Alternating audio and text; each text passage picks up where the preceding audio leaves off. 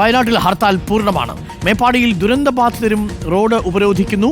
AK Abhilash നമുക്കൊപ്പം ചേരുന്നുണ്ട്. AK Abhilash, അതൊരു നിർണായകമായ നീക്കമാണ്. ദുരന്തബാധിതർ LDF-ന്റെയോ UDF-ന്റെയോ നേതൃത്വത്തിന്റെ കീഴിലാണോ റോഡ് ഉപരോധിക്കുന്നത്? അതല്ല, അവർ ഒരു പ്രത്യേക വിഭാഗമായിട്ടാണോ റോഡ് ഉപരോധിക്കുകയും ഈ ഹർത്താലിൽ പങ്കെടുക്കുകയും ചെയ്യുന്നത്?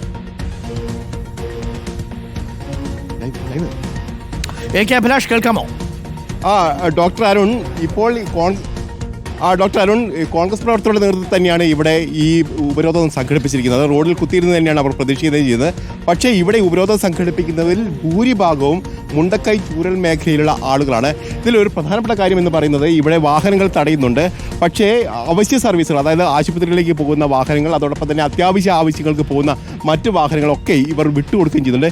ഏതായാലും ഈ മാതൃകാപരമായ ഒരു നിലപാടാണ്. കാരണം ഇത്തരത്തിലുള്ള പ്രതിഷേധ സമരം സംഘടിപ്പിക്കുന്ന ആ ഘട്ടത്തിൽ പോലും ജനങ്ങളെ ബുദ്ധിമുട്ടിക്കാതെ തന്നെ അവർ മുന്നോട്ട് പോകാൻ ശ്രമിക്കുന്നുണ്ട്. ഏതാണ്ട് 15-20 മിനിറ്റ് നേരം മാത്രമാണ് ഈ വാഹനങ്ങളൊക്കെ അവർ പിടിച്ചിടുന്നത് എന്നുള്ള സത്യമായ കാര്യമാണ്. അതോടൊപ്പം തന്നെ ആവശ്യങ്ങൾ പറയുമ്പോൾ അവർ വിട്ടുകൊടുക്കാനുള്ള ഒരു നീക്കവും നമ്മൾ ശ്രദ്ധിക്കേണ്ട ഒരു കാര്യം തന്നെയാണ്. നമുക്ക് നേരത്തെ അറിയാം, നേരത്തെ ഇത്തരത്തിൽ ആശുപത്രിയിലേക്ക് പോകുന്ന വാഹനങ്ങളൊക്കെ വിട്ടുകൊടുക്കാൻ നമ്മൾ തന്നെ ആവശ്യപ്പെട്ടപ്പോൾ അവർ വിട്ടു നൽകുന്ന ഒരു സ്ഥിതിവിശേഷം ഉണ്ടായിരുന്നു. ഏതായാലും പ്രതിഷേധം അവർ രേഖപ്പെടുത്തുന്നു. കേന്ദ്ര സംസ്ഥാന സർക്കാരുകൾക്കെതിരെ അവർക്ക് ശക്തമായ പ്രതിഷേധമുണ്ട്. അതേസമയത്ത് ജനങ്ങളുടെ വികാരം കൂടി മനസ്സിലാക്കിക്കൊണ്ട് തന്നെ അവർ മുന്നോട്ട് ഒരു നീക്കം തന്നെയാണ് അവർ നടത്തുന്നത് എന്നുള്ളതാണ്. ഏതായാലും നമുക്ക് ഇവരുടെ പ്രതികരണങ്ങൾ കൂടി എടുത്തു പോകാൻ തോന്നുന്നു. കാരണം മുണ്ടക്കൈ ചൂരൽ മേഖലയിലെ കുടുംബങ്ങളെയൊക്കെ, അതായത് സ്വന്തക്കാരെയൊക്കെ നഷ്ടപ്പെട്ട ആളാണ് ഇത്. മൻസൂർ, ഈ ഒരു ഉപരോധത്തിൻ്റെ ഭാഗമാവുന്നത് എന്തുകൊണ്ടാണ്? എൻ്റെ 5 പേര് പോയി, ഭാര്യ, മക്കൾ, ഉമ്മ, പെങ്ങളൊക്കെ പോയി. അപ്പോൾ അതിനുവേണ്ടി നമ്മൾ പോരാടാനും ഇതെന്തെങ്കിലും തീരുമാനമാണല്ലോ, അതുവരെ ഞങ്ങൾ പോരാടി കൊണ്ടേ നിൽക്കണം. നമുക്കൊരു സഹായം ലഭിക്കുന്നില്ല ഇതുവരെ? സഹായം ലഭിച്ചിട്ടില്ല ഇതുവരെ. ഞാൻ വാടക സ്വന്തം കയ്യിൽ നിന്ന് എടുത്ത് കൊടുക്കണേ. സ്വന്തം കയ്യിൽ നിന്ന് എടുത്താണോ കൊടുക്കണേ? വാടക ഒന്നും കയറിയിട്ടില്ല. 1 മാസം കയറി, പിന്നെ കയറിയിട്ടില്ല. ഇപ്പോൾ കയറുന്നില്ല, വാടക കയറുന്നില്ല. അപ്പോൾ അങ്ങനെയൊക്കെ പ്രശ്നങ്ങളാണ് ഉള്ളത്. അതുകൊണ്ടാണ് ഈ സമരത്തിൻ്റെ ഭാഗമാകുന്നത്. ചേട്ടാ, എന്താണ് പറയുന്നത്? ഞങ്ങൾ ഈ മേപ്പാടിയിൽ ഈ സമരം നടത്തുന്നത് പൂർണ്ണമായിട്ടും മുണ്ടക്കൈ ചൂരൽമല ദുരിതബാധിതരാണ്.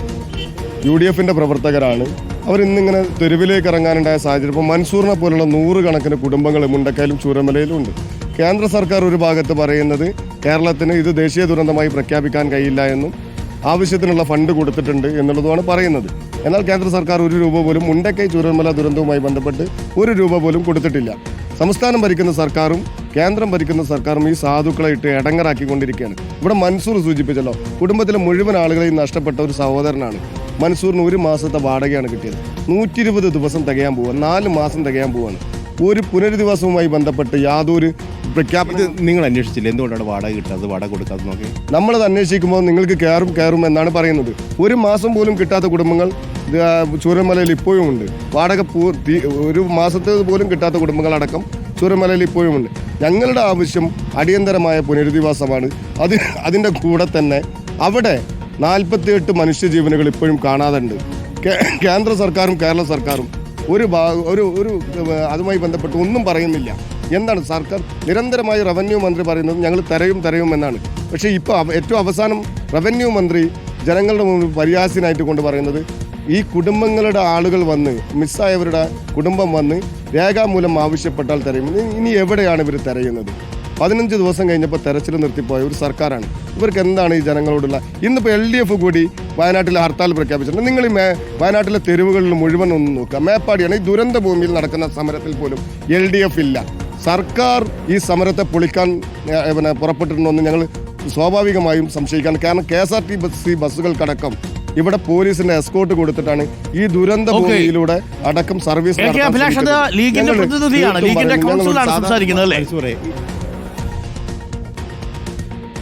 തീർച്ചയായിട്ടും ലീഗിൻ്റെ കൗൺസിലർ കൂടിയാണ്. നിങ്ങൾ ഇതുമായി ബന്ധപ്പെട്ട് സഹായം ലഭ്യമാക്കാൻ ഏതെങ്കിലും ആളുകളെ ബന്ധപ്പെട്ടിരുന്നു? ഞങ്ങൾ ബന്ധപ്പെട്ടിരുന്നുണ്ട്, പക്ഷേ ബാങ്കിലൊക്കെ പോയി അന്വേഷിച്ചു. അപ്പോൾ ബാങ്കിൽ കയറിയിട്ടില്ല എന്ന് പറഞ്ഞത്. ഇവരെന്താണ് പറയുന്നത്? ഇവർ ബന്ധപ്പെട്ട ആളുകൾ കയറും എന്നാണ് പറയുന്നത്. പൈസ കയറും, വീണ്ടും കയറും. ഞാൻ നിരന്തരം അങ്ങനെ പോയി അന്വേഷിക്കുന്നുണ്ട്. ഇപ്പോൾ വീട്ടിൽ ആരൊക്കെയാണുള്ളത്? ഇപ്പോൾ ഞാൻ തനിച്ചുള്ളൂ.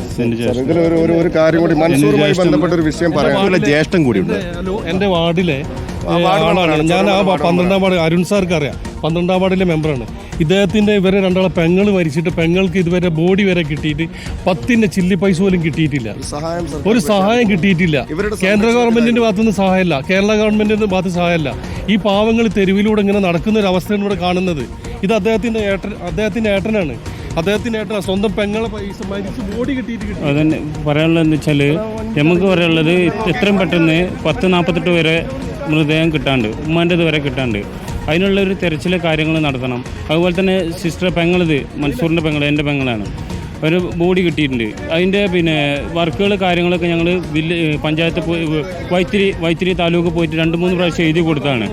ഫസ്റ്റ് അവരെല്ലാം എഴുതിയെടുത്ത് 3 പേരെ അക്കൗണ്ട് നമ്പറും കാര്യങ്ങളൊക്കെ എഴുതിയെടുത്ത് പിന്നെ പറഞ്ഞ് അനിയൻ്റെ പേരിൽ അനിയൻ്റെ പേരിൽ ഓൻ്റെ കൂടെ ആയിരുന്നു പെങ്ങളുണ്ടായിരുന്ന സമയം, മരിക്കുന്ന സമയത്ത്. അപ്പോൾ മൻസൂറിൻ്റെ പേരിലാണ് മൻസൂറിൻ്റെ പേരിൽ സുഹേലെ 5 പേർ മരിച്ച സുഹേലാണ്. 5 പേർ കുടുംബത്തിൽ 5 പേർ മരിച്ച 5 പേരെയും കിട്ടി. ഇപ്പോൾ കേന്ദ്ര ഗവൺമെൻറ് ഇത് തരുന്നവരെ ഞങ്ങൾ ഈ സമരമായി മുന്നോട്ട് പോകും. നിങ്ങൾക്ക് ഏതെങ്കിലും തരത്തിൽ സഹായധനം ലഭിച്ചിട്ടുണ്ടോ? വീടടക്കമുള്ള ഇല്ല, വീടടക്കം ഒന്നും ലഭിച്ചിട്ടില്ല. ഇപ്പം വാടക വീട്ടിൽ തന്നെയാണോ?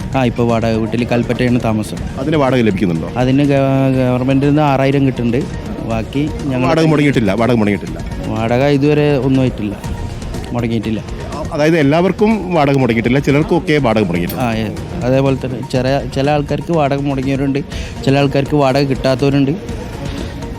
എത്രയും പെട്ടെന്ന് സാറേ എത്രയും പെട്ടെന്ന് ഇവർക്ക് സ്ഥലം എടുത്തിട്ട് എത്രയും പെട്ടെന്ന് സ്ഥലം എടുക്കട്ടെ. ഈ പാവങ്ങളുടെ മനസ്സിൻ്റെ പ്രശ്നങ്ങൾ ഇവരാരും അറിയുന്നില്ല. എത്രയും പെട്ടെന്ന് ഇവർക്ക് സ്ഥലം എടുത്തിട്ട് ഇപ്പോൾ ഗവൺമെൻറ്റിൻ്റെ സ്ഥലം ആരിസൻസിൻ്റെ സ്ഥലം കണ്ട് കൽപ്പറ്റ ബൈപ്പാസിലെ എലക്ഷൻ എസ്റ്റേറ്റ് കണ്ടെന്ന് പറഞ്ഞ് മേപ്പാടി മുക്കിൽപീടിയ പുത്തുമല ദുരന്തത്തിൽപ്പെട്ടിട്ട് ഞങ്ങളെ വീടെടുത്ത് കൊടുത്ത് 50 ഏക്കർ സ്ഥലമുണ്ട്. ഈ പാവങ്ങൾക്ക് എത്രയും പെട്ടെന്ന് ഒരു സ്ഥലം എടുക്കട്ടെ. ഒരു സ്ഥലം എടുത്തിട്ട് ഈ പാവങ്ങളുടെ മനസ്സിനെ വിഷമം മാറ്റാനുള്ള സംവിധാനം ചെയ്യാന്നല്ലാതെ എന്താണ് അങ്ങോട്ടും കൊണ്ട് രാഷ്ട്രീയം കളിക്കുക. കേന്ദ്രം അത് പറയുന്നു, കേരളം ഇത് പറയുന്നു. ഈ പാവങ്ങളുടെ അവസ്ഥ ഒരു സെക്കൻഡ് വരെയൊക്കെ മനസ്സിലാക്കുന്നുണ്ടോ? തീർച്ചയായിട്ടും അരുൺ, ഇത് തന്നെയാണ് പ്രധാനപ്പെട്ട കാര്യം. ഇവർ വൈകാരികമായി തന്നെ ഇടപെടാനുള്ള കാരണം ഇവരിൽ പലർക്കും വാടക പോലും ലഭിക്കുന്നില്ല എന്നുള്ള കാര്യം കൂടിയാണ് അവർ പറയുന്നത്. അതോടൊപ്പം തന്നെ കേന്ദ്ര സംസ്ഥാന സർക്കാരുകൾ അങ്ങോട്ടും ഇങ്ങോട്ടും പഴിചാരിതരും കാട്ടുന്ന കാര്യമില്ല. പുനരധിവാസ പ്രവർത്തനങ്ങൾ വളരെ പെട്ടെന്ന് തന്നെ പൂർത്തീകരിക്കണം, ഇവരുടെ കണ്ണീരൊപ്പണം എന്നുള്ള ഒരു ആവശ്യം തന്നെയാണ് ഇവർ വരുന്നത്. ഏതായാലും ഹർത്താൽ വളരെ സമാധാനപരമാണ്. അതോടൊപ്പം തന്നെ മാതൃകാപരമായി തന്നെയാണ് ഈ ഹർത്താൽ അനുകൂലികളൊക്കെ വാഹനങ്ങൾ തടയുകയും അതിനുശേഷം ആ വാഹനങ്ങളൊക്കെ പോകാൻ അനുവദിക്കുകയും ചെയ്തത്. ഏതായാലും ഇവരുടെ പ്രതിഷേധം ശക്തമാണ്. ആ പ്രതിഷേധം രേഖപ്പെടുത്തുക എന്ന് തന്നെയാണ് ഇവർ ഇപ്പോൾ ലക്ഷ്യം ചെയ്തത്. വ്യക്തമാണ്. Okay, thank you.